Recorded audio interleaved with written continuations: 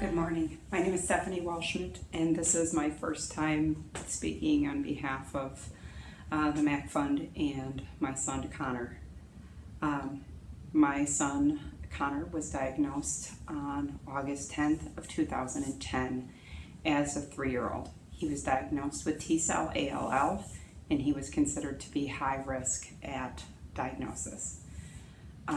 He is currently a 14-year-old, age-appropriately naughty 14-year-old boy who loves his sports, loves his friends, likes to get into trouble and challenges his mom and dad on an everyday basis. He is he would be what can be considered to be a pretty normal 14-year-old boy. Looking at him, talking to him, you would have no idea of his journey through cancer.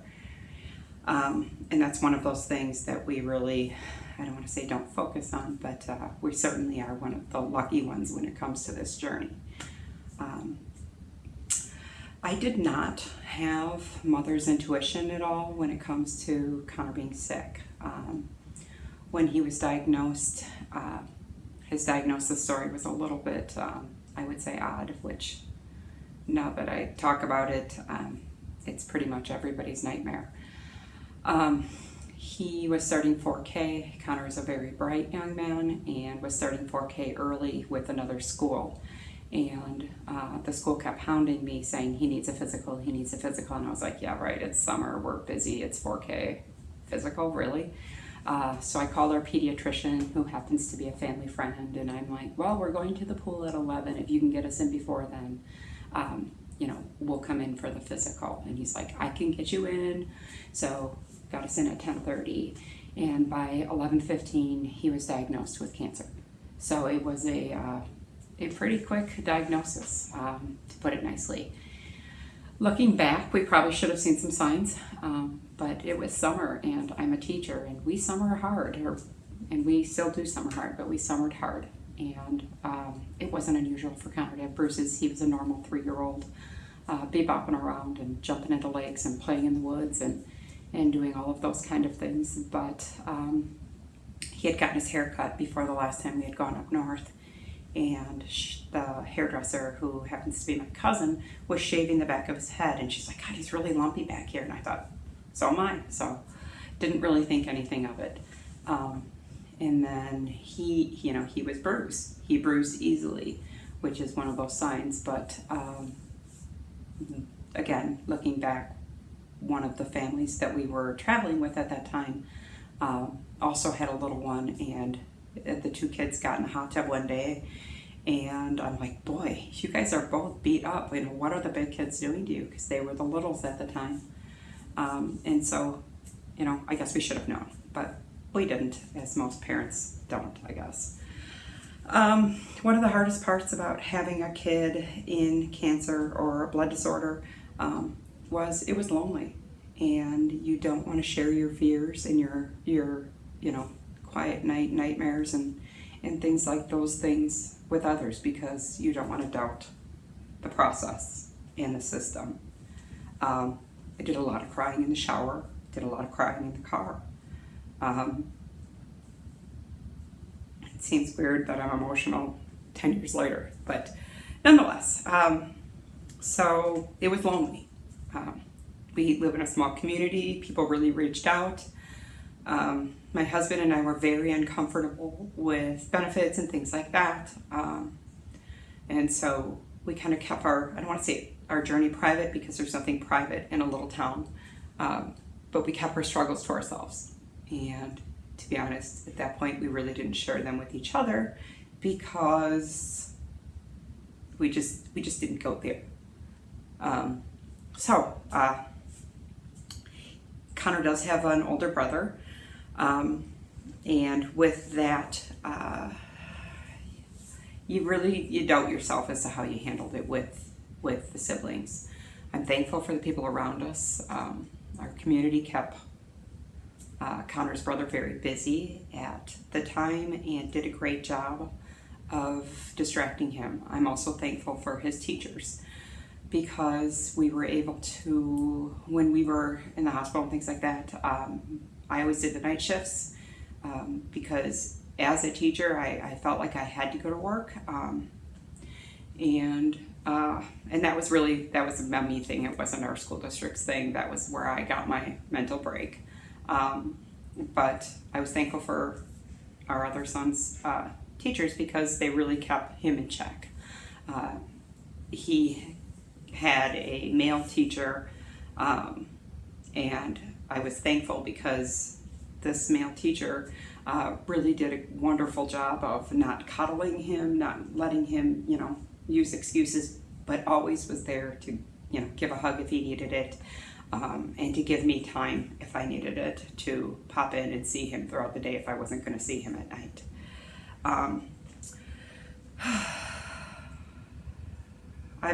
I've looked back at and talked to the kids about how did we handle things, and it's funny because our older son said that it was great having a sibling with cancer, which never ceases to amaze me, but had said that, we never had better food in our house and never had more cookies and snacks, and that our community really rallied around, and he noticed that. We've talked to our cancer kid about, how did we do? I don't know what we have to compare it to, but how did we do? And, we have some random conversations that come up, and it seems like I think we did okay. I don't know. Everybody seems to be relatively well adjusted, and we're a happy and healthy, I guess, family. What do we look at differently now that we've gone through treatment? We try very hard to not sweat the small stuff. Life is a gift, and we are the lucky ones, and for that we're very, very, very thankful. We still have our demons, and I would say our whole family probably has dark moments, but I think we just are grateful. There's a lot of crazy in this world, and we've really learned to count on each other and feed on family, and I'm thankful for that. What do I wish people knew? It's hard. I don't know how else to say it. Again, we're the lucky ones. When we were going through treatment, we just really went within ourselves and counted a lot on ourselves and put a lot on ourselves and our families, and we surrounded ourselves with a very small group that really knew the journey. As I said, Connor was diagnosed right before 4K, so we put 4K on hold for a year and had the grandparents stay home with him, as well as a couple of college students that were around for his care and would watch him during the day. And really that was our tight group. It's hard to share your thoughts and your demons with others during this process. We have shared our story with a few individual families, but as many of you know, this journey is different for absolutely everybody. And with that said, your experiences are not the same as everyone else's, and we're lucky. We're the lucky ones. I still kiss my kids good night every night in their own beds, and those are great nights. I should probably add that after Connor and his diagnosis and after treatment, we had another baby. It was always in our plan to have more than two, and we have a daughter who has completely changed our lives, to put it nicely. And it's funny because she and Connor fight like cats and dogs, and he went from being the baby and being super special to having to be the middle kid, and he, quite frankly, rocks the middle kid really well. As for positives that have come out of this, we had a lot of great experiences with the MAC Fund. I had no idea what the MAC Fund even was before Connor was diagnosed, but we had some great experiences with the MAC Fund, and they've certainly provided us with a lifetime of memories in a very short period of time. And for that, we're forever grateful. And we look forward to our visits every year with the aftercare and the follow-up care after treatment. So we are forever grateful and thankful for the MAC Fund for saving our son's life and providing us with the best experience we could possibly have in a time frame and a time in our lives that was horrible, to say the least. So we do appreciate everything that the MAC Fund has given us.